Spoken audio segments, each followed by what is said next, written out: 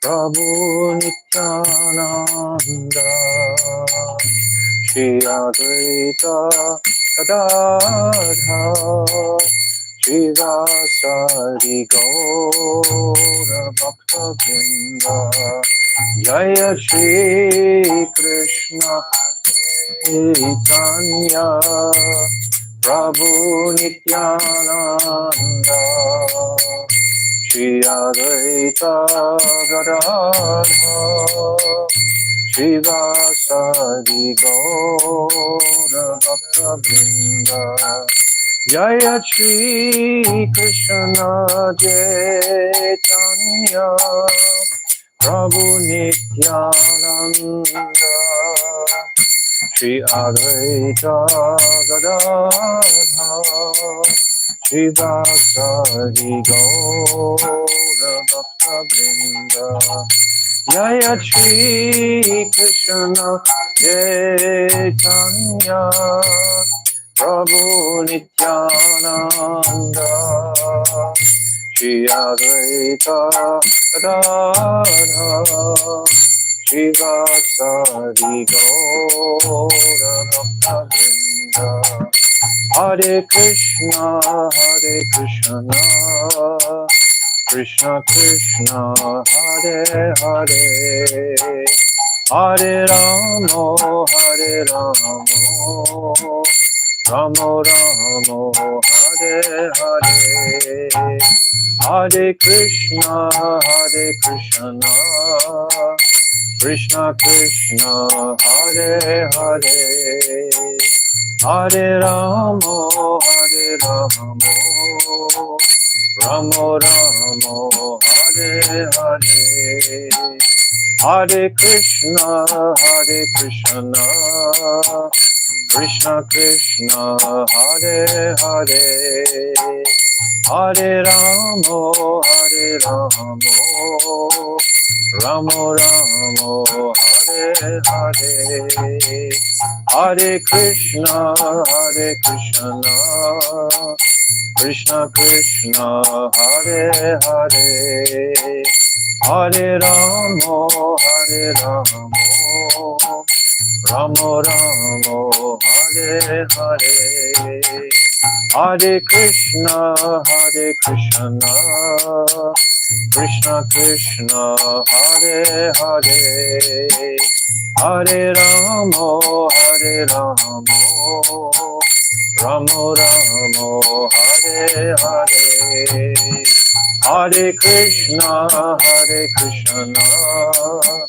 Krishna Krishna, Hare Hare, Hare Ramo,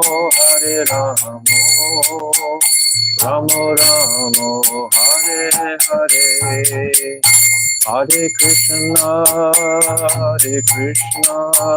Krishna Krishna, Hare Hare, Hare Ramo, Ramo Ramo, Hare Hare, Hare Krishna, Krishna Krishna, Hare Hare, Hare Ramo, Ramo Ramo, Hare Hare, Hare Krishna, Krishna Krishna, Hare Hare, Hare Ramo, Ramo Ramo, Hare Hare, Hare Krishna, Krishna Krishna, Hare Hare,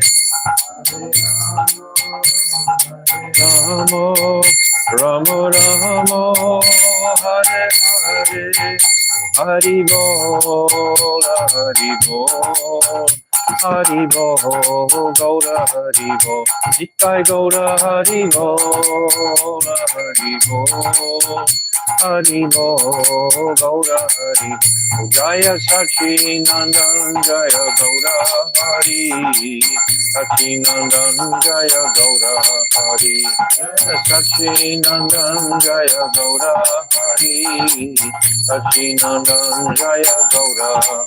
Oh Gaura hey, Gaura hey, Gaura hey, Gaura hey, Gaura hey, Gaura hey, Gaura hey, Gaura hey. Jai Shri Guru Garanga Ganhavika Giridhari Radha Vinod Bihari Ju Ki Jai Sachinandana Gaura Hari Ki Jai Jai Nitya Lila Pravishta Om Astautar Sarashi Shimad Shila Bhakti Vedanta Narayan Goswami Maharaj Ki Jai Jai Nitya Lila Pravishta Om Astautar Sarashi Shimad Shila Bhakti Vedanta Swami Shila Prabhupada Ki Jai Jai Nitya Lila Pravishta Om Astautar Sarashi Shimad Shila Bhakti Pragyan Keshav Goswami Maharaj Ki Jai Jai Jagat Guru Nitya Lila Pravishta Om Astautar Sarashi Shimad Shila Bhakti Siddhanta Saraswati Goswami Prabhupada Ki Jai Jai Mahabhagavat Shila Gaura Kishodas Babaji Maharaj Ki Jai Jai Satam Goswami Shila Satchidananda Bhakti Vinod Thakur Ki Jai Arupa Nuga Guru Varga Ki Jai Ananta Gota Vaishnava Vrinda Ki Jai Gaur Premanandi Hari Hari Bol Om Agina Timirandasya Gyananjala Shalakaya Chakshu Unmilitam Jena Tasmaya Shri Guruve Namaha Guruve Gaurachandraya Radhikaya Taralaye Krishnaya Krishna Bhaktaya Taravaktaya Namo Namaha Yam Prabhajantamanapetyamapetti Krityam Dvaipayano Viraha Katara Ajuhava Putreti Tammayatayo Taravo Benedustam Sarvabhutam Hridim Munimanatoshmi. I first of all offer millions and millions of Dandavat pranams unto the lotus feet of my most beloved Gurudev, Nitya Lila Pravishta Om Astautar Sarashishimad Shila Bhakti Vedanta Narayan Goswami Maharaj. And the same again, millions and millions of times unto the lotus feet of our most beloved Nitya Lila Pravishta Om Astautar Sarashishimad Shila Bhakti Vedanta Swami Shila Prabhupada. And also unto the lotus feet of our most beloved Nitya Lila Pravishta Om Astautar Sarashishimad Shila Bhakti Vinod Thakur Ki Jai. And all the Rupanuga Guru Vargya and all the Vaishnava and Vaishnavi devotees of the Lord, my Dandavat pranams to all of you. So, continuing with our Jiva Tattva discussion from Jiva Dharma. We are so fortunate to have this Jiva Dharma. It's such a wealth of direction for the conditioned soul to know which way he's going, there are many varieties we've been discussing. What is karma, gyan, etc., nirvishesh brahm, all these other paths are there. This Jiva Dharma is sitting very strictly on what is Shuddha Bhakti, what is pure Bhakti. So now we're on the first 5 verses here. So the Falshruti again. I don't think it's repetitious to keep on chanting this Falshruti because it gives us the context, as I've said before, of the whole Jiva Dharma. This is what the Jiva Dharma, this is the fruit of reading. When we read this to begin with, it gives us a context of what we're going to be absorbing in the readings. Pritivitiyate kata dharma nama chale, bhagavata kahe sabha paripurna chale. As indicated in Srimad Bhagavatam, first canto, first chapter and second shloka, all the philosophies on earth that are celebrated as dharma are utterly deceptive. This means all material dharmas, all Nimetic Dharma. The title of the 3rd chapter in this book is Nimetic Dharma should be rejected. That means anything to do with the temporary, dull, material world has no value on the sadhak's transcendental journey. That's what it means. Chale dharma chade kara satya dharme mati Chatuvargyatyaji dara nitya prema gati. One should completely abandon such deceptive dharmas and observe his mind in true dharma. Very hard to do. We've been brought up with these dharmas all our lives, and last life, and last life. How are we going to just give them up? You can't give them up artificially. We have to replace them. It's not that we're trying to create a void by giving them up. We're trying to absorb what is pure dharma, and that will automatically replace this Nimetic Dharma. In other words, one should give up the fourfold goals of material life, dharma, artha, kama, moksha, and aspire solely for the ultimate destination of nitya prem. Everything is there, yes. Amitvam sabrame nija jada buddhi nirvishesha brahma jnane nahi chitta buddhi sudhi. Those who are deluded identify themselves with matter. That is their error. However, one cannot be purified of such delusion by endeavors for nirvishesh brahma gyan. Nirvishesh Brahma Gyan is sort of like a cop-out. I can't make it on the spiritual journey. I can't make it in this world, so I'll go to the void. I'll go to that place where there's nothing. That's what I imagine. And that's actually a reality. That's nirvana is a place where we can go to. It's a path, it's a destination. But Rupa Goswami describes in his Bhagavatamrita that if you do become successful in merging into the Brahman through that path, you still can't stop your eternal service.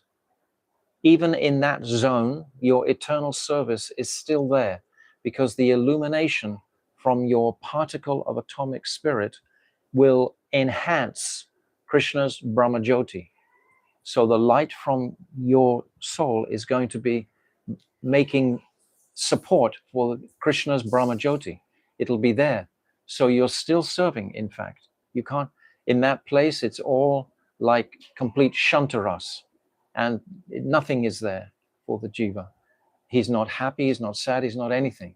He's nirvishesh Brahm. He's cooked his ego, he's cooked his identity, but still he's doing seva by the light of his soul, enhancing Krishna's Brahma Jyoti to some degree. Rupa Goswami says like this in the Lagu Bhavanamrita. Ivitrata hina hale nirvishesha hoy kala saimatulya seya aprakrita noy.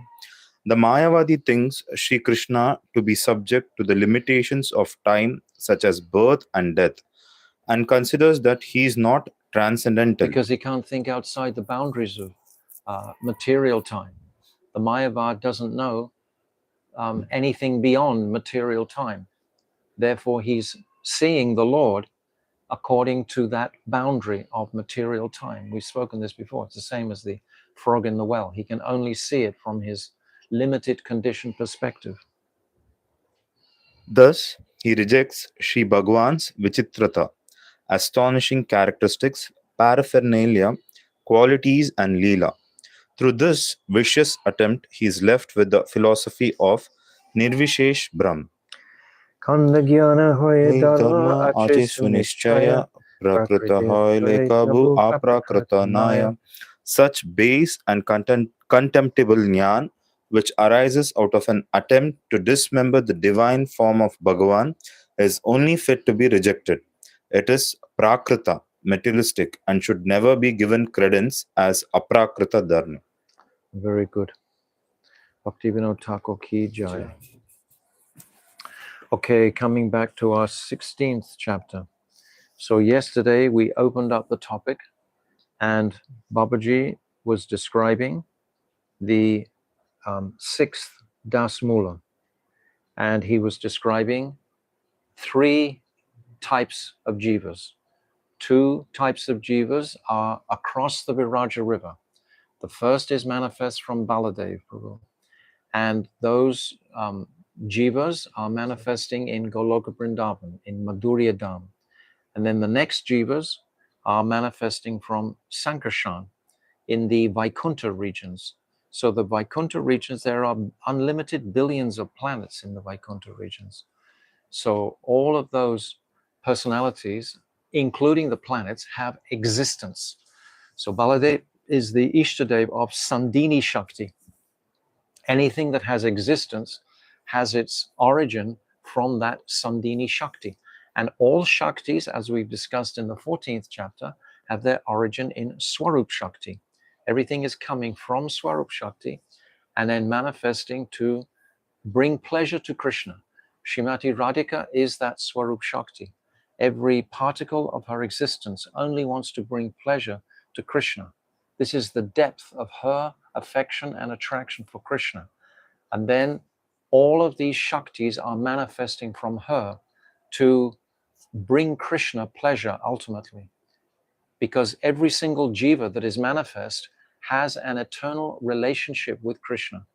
And Krishna is very anxious to taste that relationship. And every single relationship is different. Not a single relationship is the same. All have different relationships with Krishna in different moods, different nuances, different tastes, flavors, etc. That Vaishishthya, that speciality of every single jiva. So Krishna is anxious to taste this. So all of this, these worlds have been manifested, these jivas, with the potential within each jiva. And those two jivas we've just mentioned on the other side of the Viraja river, we talked yesterday a whole paragraph describing the whole nature of the spiritual world. They don't even know that Maya exists. There's 3 sentences talking about there's no understanding in their consciousness at all of the deluding energy. And their life is love alone. And they are not even conscious of misery, death, or fear. So have this very clearly. These are the eternally liberated souls across the Viraja river. Nothing to do with the souls that we see in this conditioned world. So now the souls in this conditioned world, they're emanating from the rays coming from the glance of Karanadakshay Vishnu. We discussed this yesterday. The glance coming from Karanadakshay Vishnu is carrying the amalgamated form of the jiva into this world, into this pradhan. The glance is traveling, is being carried by Shambhu. The glance is manifested by Ramadevi. Mahavishnu, he glances, and the actual light of that is like Ramadevi fulfilling his desire. That's his consort. And then Shambhu does the work to carry the glance into the womb of Durgama. And once that glance has entered the womb, then the 3 modes of material nature are agitated because time has come in that glance. And the jiva has come in that glance. Then the Mahatattva begins. Then the whole of this material manifestation will take place.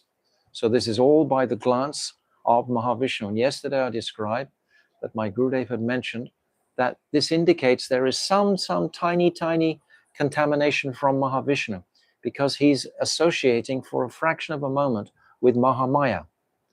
But that is the arrangement of the Lord. Prabhu, he asked this question yesterday. Isn't that breaking dharma to actually look at someone else who's not your wife? But the point is, Krishna has arranged it this way for this whole material world to manifest, because so many jivas, they want to indulge in activities that are separate from their constitutional position. This is what we're going to describe here in the rest of this chapter. Okay? So I'll start from the beginning of this paragraph. We just stopped halfway through the paragraph yesterday. There are also innumerable atomic conscious jivas who emanate as rays in Karanadakshay Mahavishnu's glance upon his Maya Shakti. So that's very clear. We discussed that. Now this is a completely separate jiva to the other 2. Since these jivas are situated next to Maya, they perceive her wonderful workings. The other 2 jivas, they don't even know Maya exists. But these jivas are situated right next to Maya. So we are special. in one sense. We have a special opportunity because for us to actually get liberated from this attraction to Maya is a wonderful journey once it begins in earnest. And it's the joy that the Jiva will experience is boundless when he actually, and the whole story of in the Brihad Bhagavatamrita of Gop Kumar, he's going through all the different planetary systems, and finally he comes to Golok Vrindavan and he meets Krishna. I mean, that joy is overwhelming. That is a very beautiful description of the Jiva's emancipation, we can say, getting freedom from this material world, that Brihad Bhagavatamrita. Very, very beautiful book.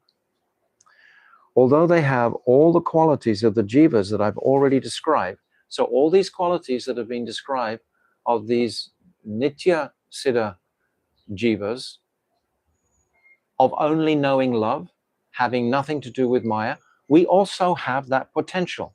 Prakritam Hriti Sadyate, we have that potential within us of knowing nothing about Maya. We have chosen to know about Maya. It's our decision to come and flirt with Maya Devi. We have chosen to do that. It'll be discussed. Although they have all the qualities of the Jivas that I've already described, because of their minute and marginal nature, they sometimes look to the spiritual world and sometimes to the material world. Yes, this is the condition of the Tatastha Jiva. Our consciousness is described as Tatastha. We are not coming from there is no such region as the Tatastha. We are Jiva Shakti, but we are made of the constitution of Tatastha, that energy of marginal potency. We have the ability to oscillate between our pure spiritual ego and our false ego. We go like this, and we're all so familiar with this because we live with it every moment of the day. In this marginal condition, the Jiva is very weak because at that time he has not attained spiritual strength from the mercy of the object of his worship, Seva Vastu. So this is the condition. We haven't yet connected. When we're manifested, it's like we have independence. We must have independence, otherwise we're not a conscious being. All conscious beings have independence. So that independence can't be influenced by the spiritual environment because we're not in the spiritual environment. We're in a Mayic world. Actually, we're in a limbo world at that time.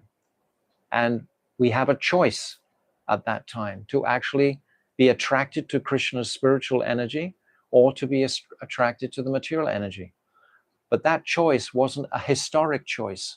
That choice is going on now, today, 24 hours a day. Every single day, we have a choice between matter and spirit. Every single footstep that we take. This is our nature.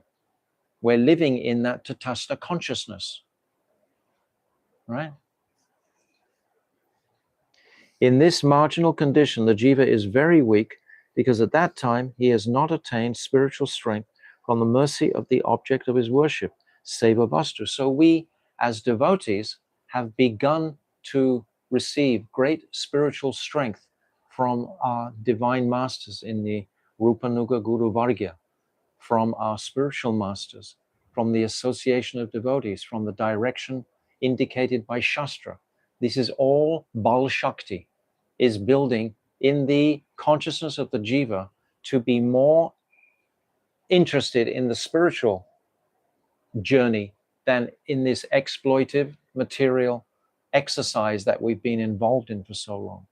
If we don't have this knowledge, then we have no Bal Shakti at all. No spiritual knowledge has come to us. It's like your brother, for example, unless he's actually getting some pure knowledge, it's all just speculation. It's all sentimental. It's not really strong knowledge. It's not going to give the strength to actually connect with transcendence.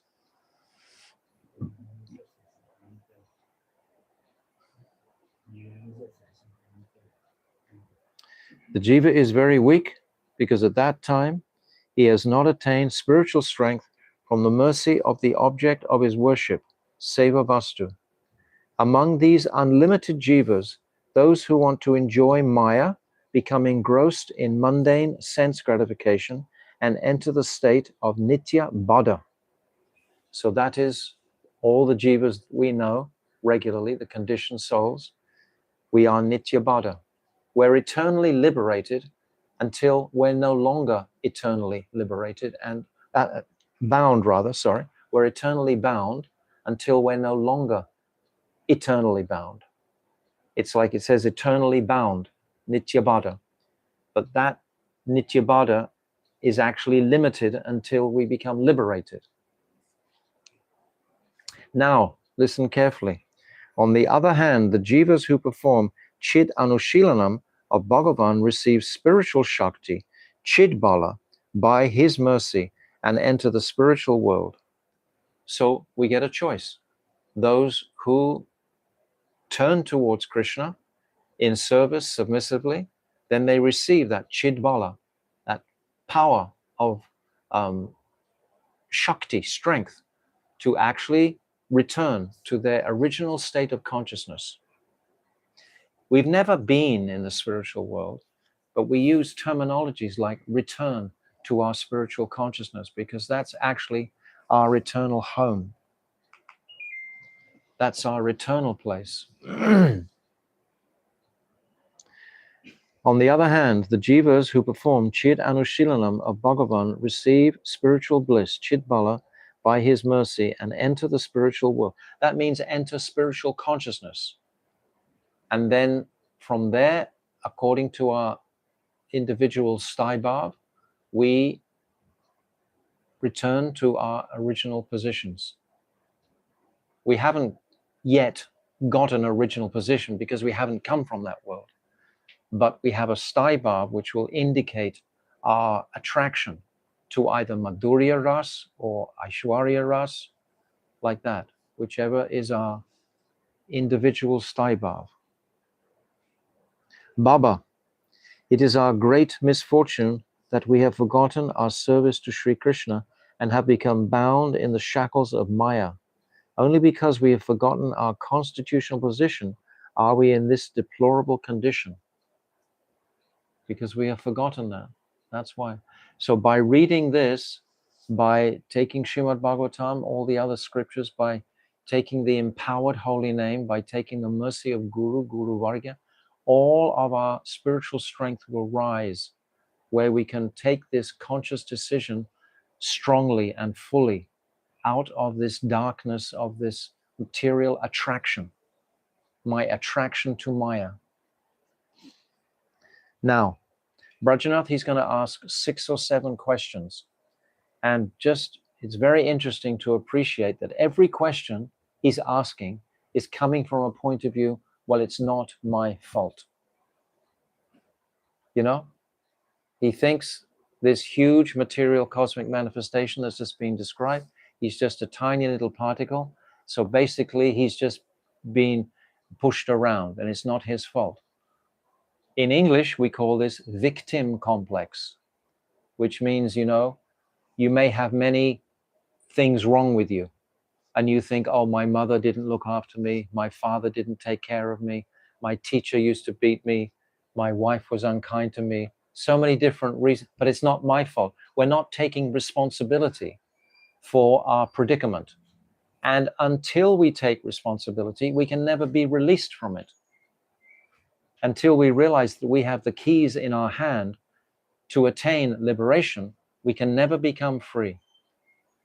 So we have to take full responsibility for our situation. So Brajanath, his questions are coming from that mood. He says, one question. Here it is said, on the other hand, the Jivas who perform Chid Anushilanam of Bhagavan receive spiritual Shakti, Chid Bala. Who gives this Shakti, Chid Bala? Is it Krishna directly? This is coming from Guru. It's coming from our Guru Varga. You already have the Chit Shakti within you. You're coming from Chit Shakti originally, but it's become covered. So when you reach and associate with that person who is not covered, they can assist you to uncover your own covering. And then you will wake up and realize your original Chid Shakti nature. How about here, Maharaj? This particular Jivas who in the Tatastha Shakti, they look at the spiritual world And they go back to the spiritual world. Yes. Who's giving that? There also a guru is there? Is there a guru? How can we? They have the adhikar, they have the propensity to go back. They have the strength to go back. I don't understand this, but they have the strength to go back. Bhakti Rakshak Sridhar Maharaj, he said that more jivas go back immediately to the spiritual world. So that would indicate that that dormant seed has not had time to be covered. They've actually immediately woken up their desire to serve Krishna. That is their immense fortune. Okay. The reason for that, I don't know. This is just the way it is. It's that individual, we can't say karma because karma hasn't really begun yet, or their original nature is every single jiva is different.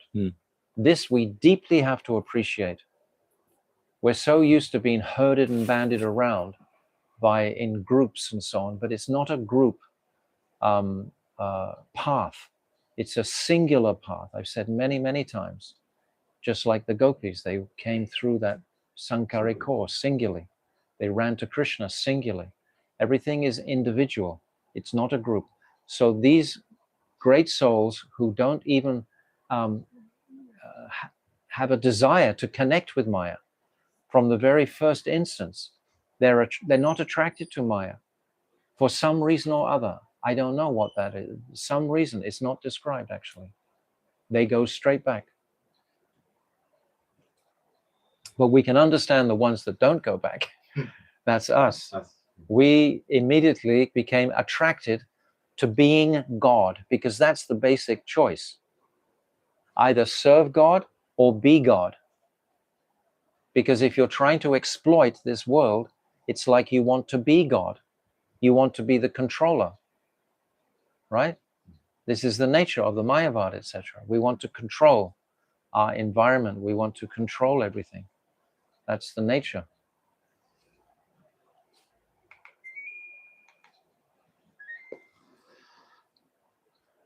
Prabhu, I understand that this material position is what? Marginal position. Sorry. I understand that this marginal position is situated in Tatastha Swabhav, or junction, of the spiritual world and material worlds. Why is it that some jivas go from there to the material world while others go to... Why you don't have to ask the question. It's answered for us. This is the question that Prabhu's just asked. Why do some go up and some come down? So I tried to answer it, but we hear what Bhaktivinoda Thakur says. Babaji, Krishna's qualities are also present in the jivas, but only in a minute quantity. We've already discussed that at great length in the 15th chapter. We had a whole 2-3 pages on the quantity of Ishvara and a little 1 paragraph about the similarities with the jiva, Bhakti Swarup, Mantri Swarup, etc. Those. Krishna is supremely independent. So the desire to be independent is eternally present in the jivas as well. When the jiva uses his independence correctly, he remains disposed towards Krishna. So that's the answer to the question, basically, is that those jivas who use their independence correctly were attracted to serving Krishna in the spiritual world. So they didn't come here even at all. But I've always understood this as like those jivas that come into the world, then they come in contact with a spiritual current, spiritual path, and then immediately they take shelter of that path and cultivate it, and then become freed from this material world very quickly, and don't have to linger in this material atmosphere, but very quickly go out. But everything is, because there are so many billions of different jivas, it's all individual each single time. No two are exactly the same. But this independence is what we're really talking about here. So the desire to be independent is eternally present in the Jivas as well. When the Jiva uses his independence correctly, he remains disposed towards Krishna. But when he misuses it, he becomes vimukh, indifferent to him. So this vimukh is our first offense. Understand this, because it's from offense that these material desires come. And as soon as the material desires come, then suffering begins in the material world. So your question might have been, where do these material desires come from? They are inspired by offense. And the offense is this vimukh.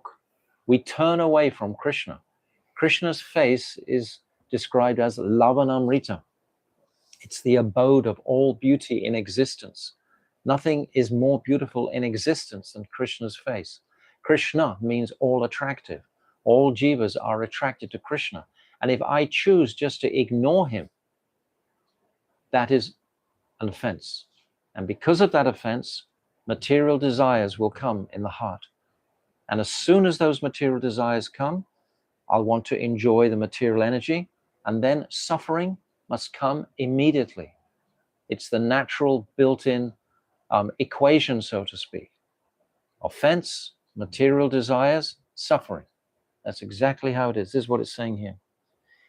He remains, but when he misuses it, he becomes vimukh, indifferent to him. It is just this indifference that gives rise to the desire in the jiva's heart to enjoy Maya. Krishna doesn't have to punish the jiva. He doesn't have to do anything. The jiva automatically punishes himself for his offense inside, right? Inside, we turn away from that which is most beautiful, and then it's built in, like automatic, because we are by nature enjoyers. I've said this many times. By nature, the jivatma has to enjoy either spirit or matter. If he's not enjoying spiritual seva, he's going to try to enjoy material seva. Material seva, serving Maya. It is just this indifference that gives rise to the desire in the jiva's heart to enjoy Maya.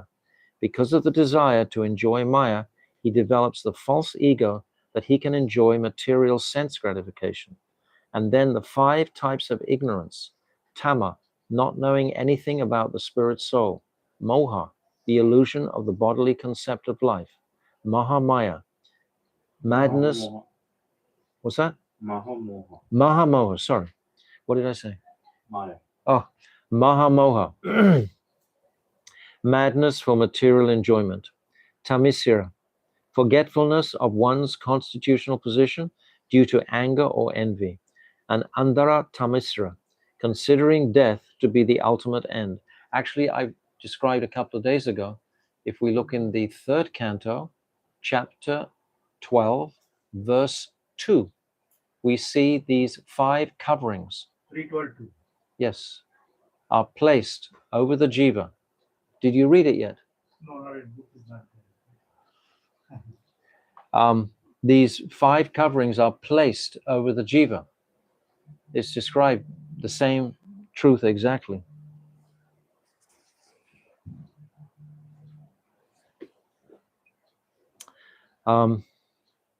Cover his pure atomic nature. Our liberation or subjugation simply depends on whether we use our minute independence properly or misuse it. That's the answer to the question. Why do some go there and some go here? Even today, why do some go there and some come here? We are all sitting in spiritual practice. Some will remain in the spiritual practice. Others will actually choose at some point perhaps to go back into the material world. It's all our independent choice. This makes it real. It's a real path. It's not something that is coerced onto the jiva. You understand that? It's not forced. It's not imposed. It can't be imposed, because love can't be imposed, because the ultimate quality or goal is that Amal Prem Seva, is to serve Krishna. It has to be done in love. So it independently has to be woken up, individually, independently. Now again, Brajanath, this thing. Krishna is Karunamaya, full of mercy. So why did he make the Jivas so weak that he became entangled in Maya? Not my fault. It's Krishna's fault. Krishna made me become entangled in Maya, right? He's not taking responsibility for it, right?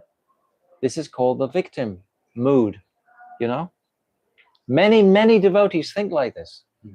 This is why Bhaktivinoda Thakur, Common thought. Common. It's not my fault.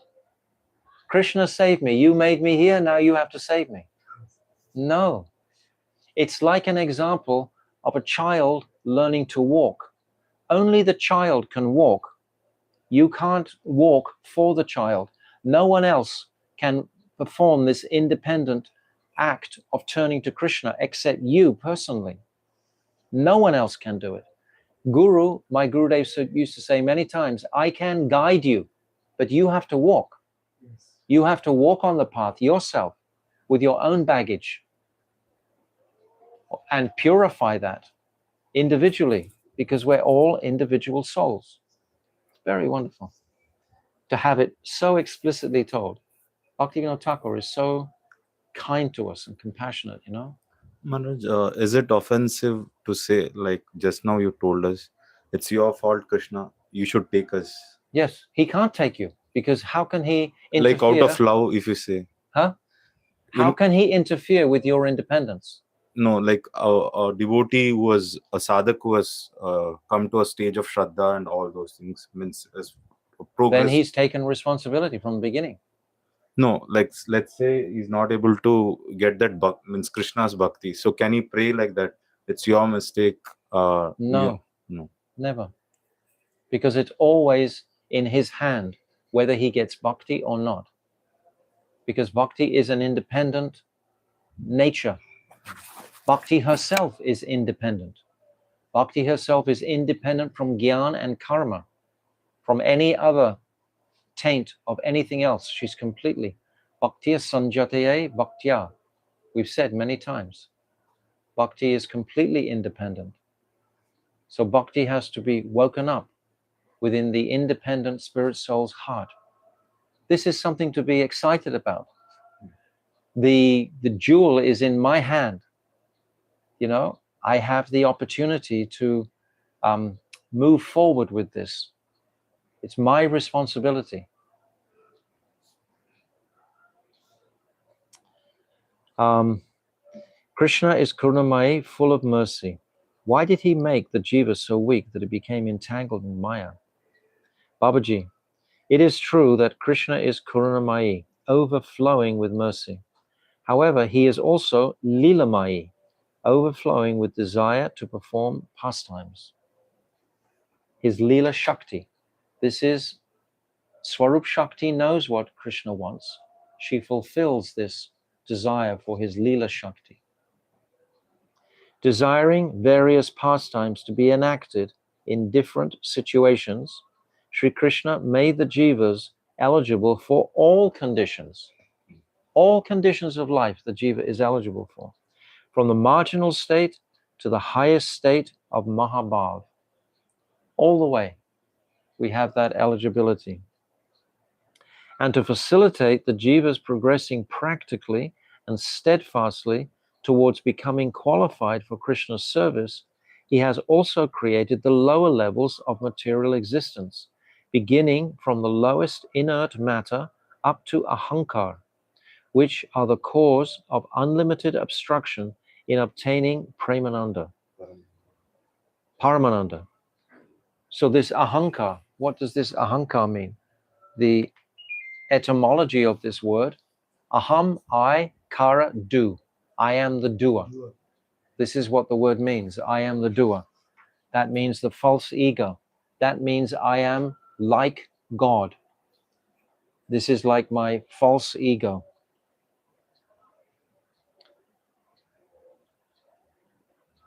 Having fallen from their constitutional position, the Jivas who are entangled in Maya are indifferent to Krishna and engrossed in personal sense gratification. That's how they become, because they become weak and they've lost their connection with Krishna. Their sambandha gyan has disappeared. What is the first lesson we learn in spiritual life is sambandha gyan. The first 12 chapters were all about sambandha, introducing us to our relationship with Krishna and Guru, etc. This is what they were doing. Sri Krishna is the reservoir of mercy. The more the jiva becomes fallen, the more Krishna provides him with opportunities to attain the highest spiritual perfection. This is really fascinating. Just consider, we are in the darkness of Kali Yuga, the very darkness of Kali Yuga. And this highest opportunity is being offered to us. If we had been born in such a yuga, there are 4 wonderful qualities. Samaha, everyone is completely liberated from the 3 modes of material nature. Niravadaha, completely non-envious. Shantaha, completely peaceful. And Niravada, what did I say? Shantaha, Samaha, Niravadaha, and Somaha. These 4. This is the qualities of Satya Yuga. Nobody is suffering the way we are suffering in Satya Yuga. But who are the avatars in Satya Yuga? Yogeshwara, Parameshwara, Dharmeshwara, these great personalities, great Aishwarya. There's no Ragmarg being distributed freely in Satya Yuga. The only destination you can reach in Satya Yuga is Vaikuntha Dham, unless you have some remarkable opportunity with a great realized sadhu. But practically all of the inhabitants, they would be performing severe austerities. Dhruva Maharaj, for example, he was in Satya Yuga. And who did he see? He saw the 8-armed form of Krishna on the back of Garuda. He didn't see Brajendra Nanda and Shyam Sundar.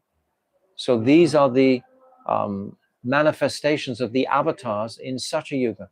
And then in Treta Yuga, it's Vamana Dev and Yagya, etc. There's 2 qualities in Treta Yuga, Brahmavadinaha and Dharmavadinaha and Brahmavadinaha.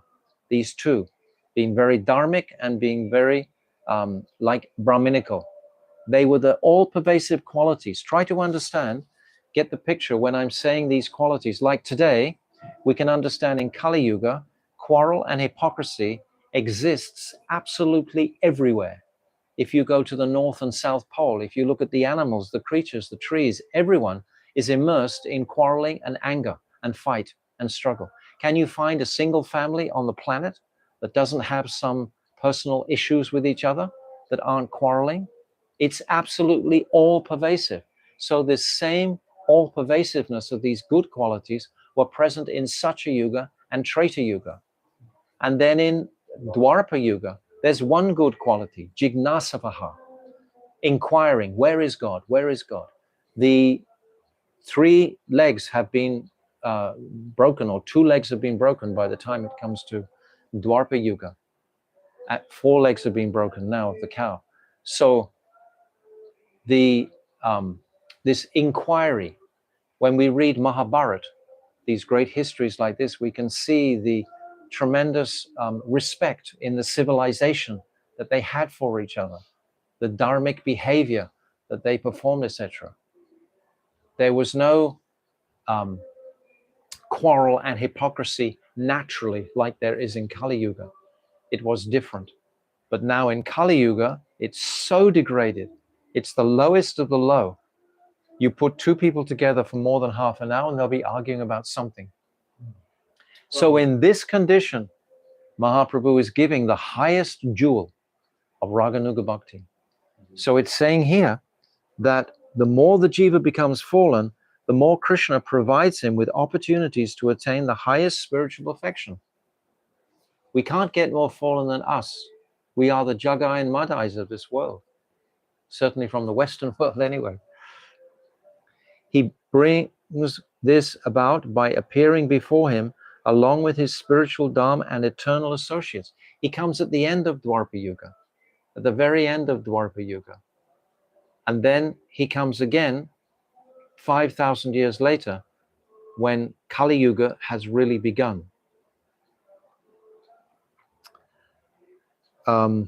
Before him, along with his spiritual Dharma and his eternal associates, those Jivas who take advantage of this merciful opportunity and sincerely endeavor to attain the higher position gradually reach the spiritual world and attain a state similar to that of Sri Hari's eternal associates.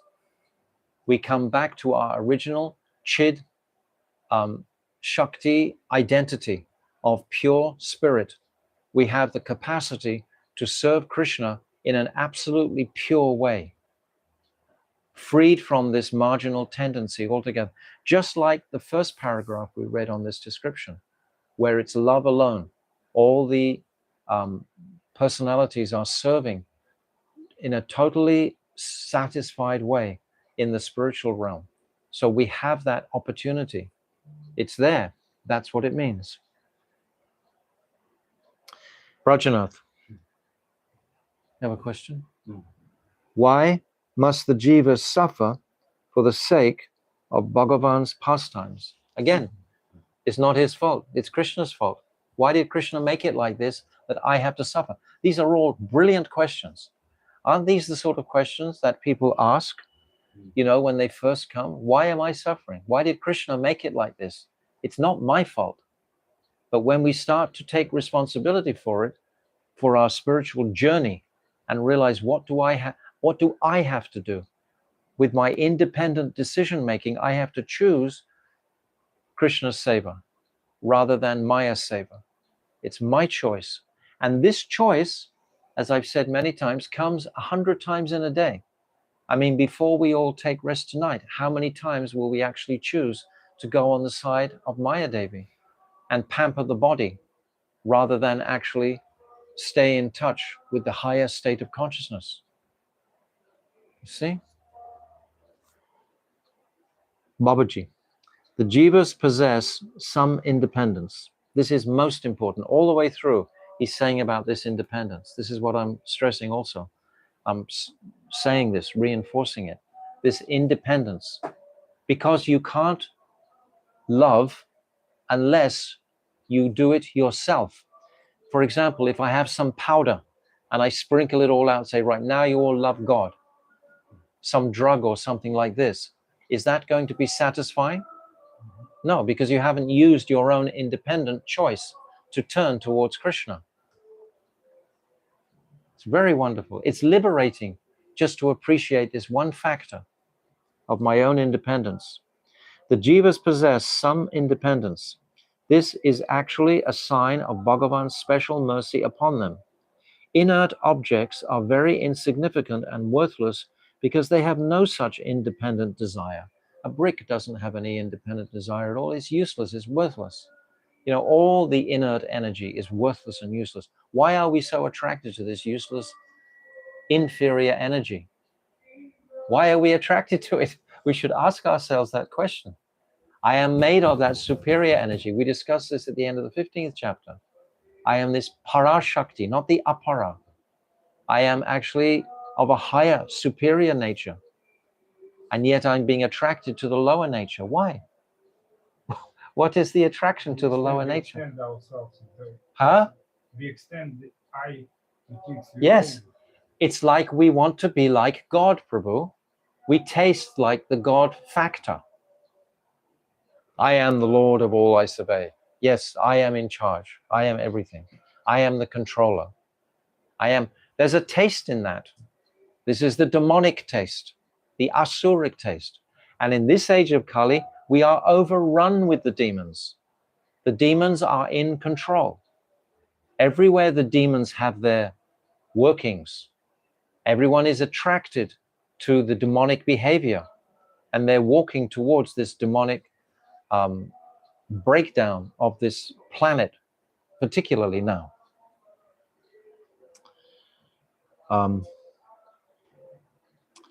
Inert objects are very insignificant and worthless because they have no such independent desire. The Jiva has attained sovereignty over the inert world only because of his independent desire. That is a beautiful sentence to underline or write down. The Jiva has attained sovereignty of the inert world only because of his independent. We've claimed like kingship of this world. Me and my world. We talk like that. The materialist, he talks like that. Man and his world. He's claiming it. He's claiming sovereignty means like a king. A king has rule over the world, over his kingdom. So we have claimed rulership over this world because I have independence. So I've used this independence incorrectly. I haven't used this independence to choose to serve Krishna. I've used it to serve Maya Devi. And as a result of that, what has been the result? Everyone's trying to be happy by nature. They're all trying so hard, but who is happy? No. You got 1 job, 2 jobs, 3 jobs. Are they happy?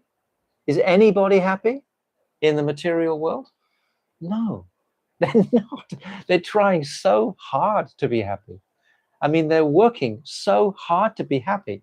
And how much happiness will they get in the whole 24 hours of the day?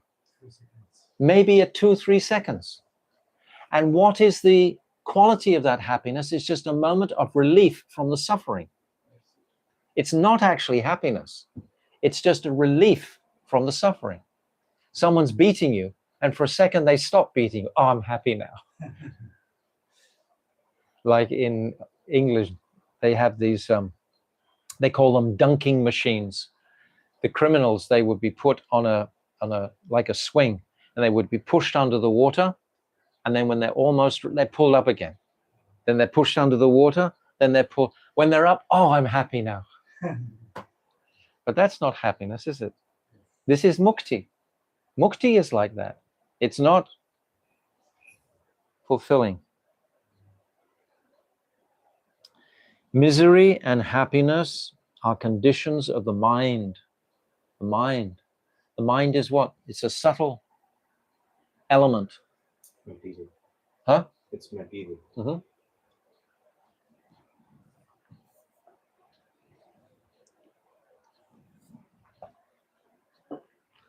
The linga sarir. But the mind, Bhaktivinoda Thakur says, is the only instrument we have for attaining transcendence. This is like the middle piece between this tatashta. I have the mind. How will I use the mind? Misery and happiness are conditions of the mind. Thus, what we may consider misery is happiness for one engrossed in it. We may consider misery getting drunk, but one who is drunk thinks that he's really happy. You know, actually, this is a huge disease of Bengal in particular, I think in India. Their addiction to alcohol is extreme, and they think that they're happy. It's a relief from their suffering. But actually, for a sadhak, this is absolute misery. This is abominable. This is tragic. Thus, what we may consider misery is happiness for one engrossed in it. Since all varieties of material sense gratification finally result in nothing but misery, a materialistic person only achieves suffering. Take each sentence really carefully. Only suffering. Only suffering is, we're trying to absorb these so that we can give an impression to those conditioned souls when we meet them. And we can properly speak. We already know this, but we can speak to these conditioned souls. And I've actually taken this chapter and translated it into Bengali and just passing it out as a single book. And in New Zealand today, they're just publishing also in English just these pages about Jiva Tattva. And I'll get the PDF when he's done, and we should publish in any city that we have. Even just these truths, they're mind-blowing for people. I took to one Ayurvedic doctor up the road here, and I read him these pages when I first came here. This was 5-6 years ago. He never stops remembering it. Even I go and meet him now. He says, you changed my life that day when you read this. This is life transforming when we realize our predicament. He only achieves suffering. When that suffering becomes excessive, it gives rise to a search for happiness. From that desire, discrimination arises. And from discrimination, the tendency for inquiry is born.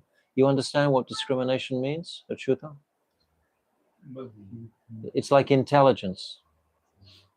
When intelligence will arise when why am I suffering so much? Why the heck is this happening to me? I'm trying with all my energy to make it good, but everything's going bad. So an intelligent discrimination will kick in and will say, what the heck's going on? I'm using all my energy. What's the meaning of this? I'm using all my energy to attain peace and happiness, and yet the absolute opposite is happening. I'm becoming more unhappy. As a result of this, one attains satsanga, the association of saintly persons. This is where Krishna directly supports us. Antaryami, Supersoul, is completely independent, as the Jiva is independent, and can never interfere with the Jiva's decision-making. Antaryami will never do like that. But he may, by his mercy, bring us close to Sadhu Sangha. And then still, it's up to my independent choice to accept the Sadhu Sangha or not. How many people came to Bhaktivedanta Swami Prabhupada and went away? How many people came to my Gurudev and went away? More people went away than stayed. Some may have come for some weeks or some months or even some years, and then they left again. So that indicates the independence of the Jiva. Even when you get satsanga, you have free choice at every single step. You have to have independence and free choice. Otherwise, you don't feel fulfilled. Otherwise, it's like someone else is controlling us. We can't handle that. Association of saintly people, whereupon Shraddha develops. Shraddha is the first stage. Faith, this paramartic faith, as opposed to vyavaharik. Vyavaharik is the worldly faith. Having faith in the government will look after me, the hospital will save my life, the doctor will save my life, my wife will make me happy, my husband will make me happy, my family will make me happy, I'll find some security in this world, I'll find some dharma, these material dharmas will support my intelligence, myself, but none of this will. As a result of this, one attains satsanga, the association of saintly people, whereupon Shraddha develops. When Shraddha is born, the Jiva ascends to a higher stage, namely the path of bhakti. So we'll stop there. But this path of bhakti is where one can come to. So I think this particular chapter is just like such a jewel. All the chapters are jewels. But this is really opening it very, very, very explicitly and clearly, our path and where we have fallen down and where we are going for all conditioned souls. So try to take this very seriously. And tomorrow we'll read over the last part again. And if anyone has any questions, they can submit them. Jiva Dharma ki jai, Srila Bhaktivinoda Thakur ki jai, Jiva Tattva ki jai, Anantakota Vaishnava Vrinda ki jai, Go Premanande, Hari Hari Go, Vanshakalpa Tarubhyascha, Kripa Sindhu Bevacha, Patitanam Pavanebhyo, Vaishnavebhyo Namaha.